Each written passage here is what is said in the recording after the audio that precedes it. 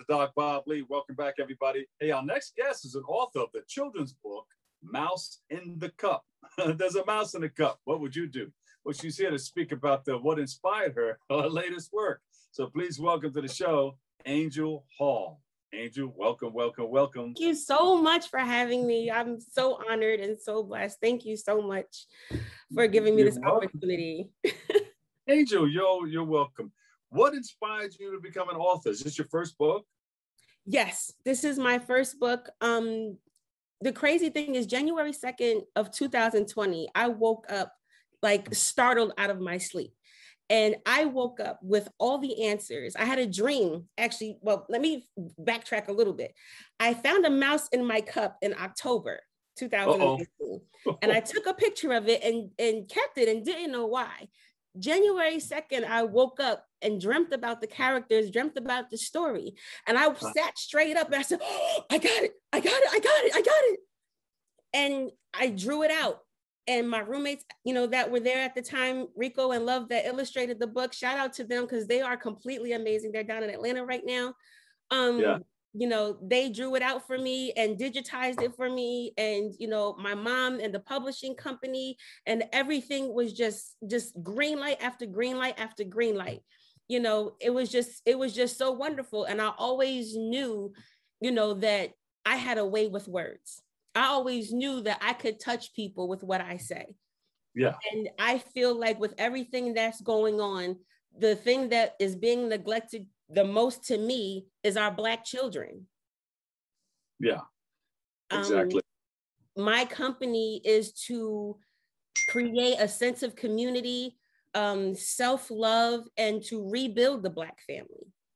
Because I feel like that's what we need most of all right now. Is that sense of community, while our soldiers on the front line, they march and protest for our freedom.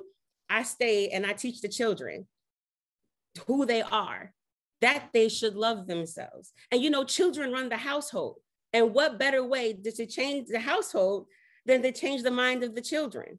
I know, we talk about that all the time. People listening to our radio station, they all jump in the car and the children control the radio. And it's the same thing. And I witness it all the time. They say, mommy, such and such mommy wouldn't act like that, or such and such mommy wouldn't say that, or such and such daddy wouldn't do that, all the time. And they soak up so much and they teach us so much in the same instance. And sometimes they will point out our faults and have you step back like, wait a minute.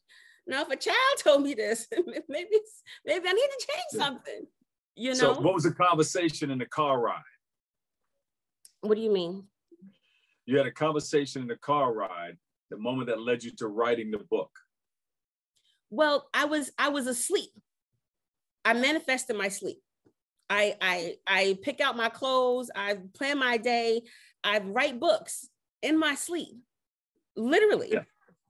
Yeah. And when I woke up and I told my circle about this dream and the book, everybody was on board. Do you have a pen next to the bed? No. You know what's crazy is I don't remember writing the book. Wow. Like you ever see iRobot when Sonny was drawing the massive robots under the bridge and he was just kind of like this? That's how I felt. Like I had to come to grab some water and house it because I left. I left. I let the ancestors use me. And this is what I came out with. And the book is so cute and it's so heartfelt, and the conversation and the bond between the parents, the mother and the father and the daughter, the mother and the daughter, is quite heartwarming.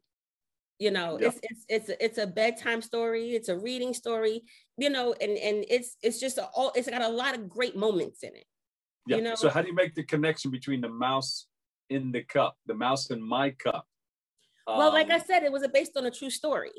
So I just transformed it into a children's book. Yeah. Was the mouse alive? Yes. Yes. He said, I'm going to sleep in this cup. This is my cup. It was crazy. It was so cute because he didn't move. He didn't try to jump or, act crazy. He just sat there. He just looked up at me with those big old beady eyes. Well, he was letting you know, I have a story for you. He did. But when you tell a story, make sure you mention me. Right. He said, I'm the reason. Don't you leave me out. I got it. I heard you, Mouse. I got it. Did you keep him as a pet for a little while? No, it was the middle of the night. I woke up to splashing. I woke up to splashing and I'm like, there are no kids here. Like, why do I hear somebody playing it? Y'all better not be playing in that toilet. Like, that's how I You could have shared a spot with Ross for a little while. Listen, Yasmine he tried to run. I put him outside and he tried to run back in. I'm like, no, you gotta take the long way. You have to take the long way. Yeah. Well, see, a good story came out of that. Mouse in my cup. Absolutely. Wow. And I've actually finished the rough draft for my second book is called I Love My Brown Eyes. I was gonna say, where do we go from here? I'm on my it. Brown Eyes. I actually have 3 series written now. I have one for the little Black girls, I have one for the little Black boys, and then I have one for special needs kids. I have the next 36 titles written out. Okay. Wow. Now this second, there's going to be 12 books in each series. Now this second book wasn't planned. What happened was I was at my godson's birthday party, and his father is Polish, so which means that he's half white. And my cousin is his mother, you know. So there were little kids, you know, playing, and the little Black girl says to the little white girl, "Oh my gosh, I love your blue eyes. They're so beautiful. I wish I had blue eyes. I hate my brown eyes." And I had to stop her. I said, "What? Are you kidding me? Are you serious right now?" And she was like, "What? I hate my brown eyes." I said, "No, what's wrong with her?"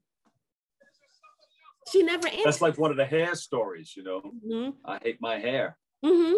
And I said, if you knew what your eyes could do, if you knew the protection that they provided you, if you knew the things that they could see, you would never say that about your brown eyes again. And we have a song for her. Pretty brown eyes. Yes. Pretty brown eyes. Yeah, yes. Love yourself. Yes. So my next book is called I Love My Brown Eyes.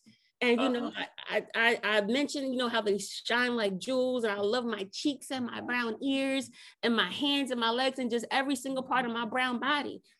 Yes. And that's the self-love that I want to instill in these kids. And not only do I want them to see, you know, see themselves in these books, but I want them to take something from it. Yeah. I want them to Did your creativity really come out during the pandemic? Yes. I mean, the crazy thing is a book is something that I have been mulling over, but I didn't know what it is that I was going to write about or how I was going to start it. So that's when I had the dream, it all came, all the people in that dream, all of my life's puzzle pieces came together.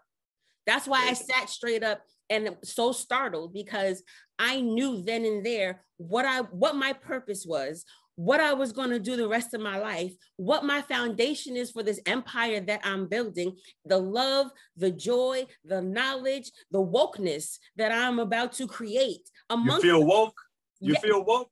I had some orange juice, hunty, okay? I had me so this is your power, this is your purpose driven life right about now. Yes. You know, this is it. Once I realized who I was, what I am, you know, and have that power within me to manifest whatever it is so my heart desires, then it became very easy. Very easy. I came up with something that will educate our kids, that everybody's on board with. Everybody do something for the kids, right? Yeah. Everybody love the kids. You know, because if I was to write a romance novel, not everybody likes romance novels. If I was to write an action story, not everybody likes action stories. Everybody got kids. Everybody. So now you have a third book too that you're working on. All these dreams that just keep on dreaming. Well, I want to get started on my series after, but I Love My Brown Eyes came to me at the party. So I said, this is important. So I take my real life situations and I turn them into children's books. Yeah. How about the third book? Well, the third book, I want to get started on my series. So I think I'm going to get back to Jayla after this one is published. If the ancestors don't send me any more messages by then to write a different book. And I'm going to just continue to follow suit. The dreams keep coming and the messages keep coming. They do, because I am chosen to be here. I am going to change the world. There you go. I am going to, that's what I'm sent here for. I am here to change the world. I'm here to change minds. I'm here to change hearts. I'm here to change emotions. I'm here to turn frowns upside down. There you go. You're an angel. You know that, right? That's it. I mean, I was born on Valentine's Day. What more do you want? Oh, all right. You see how it all goes together? I'm an earthly celestial. There's nothing about me that's in an earthly celestial body. I'm an embodied goddess. This is what I'm going to do. Let my little light shine. That's it. Let your light shine. Now, that's a whole lot of love right there. So where can we go to get more information on everything that you're doing?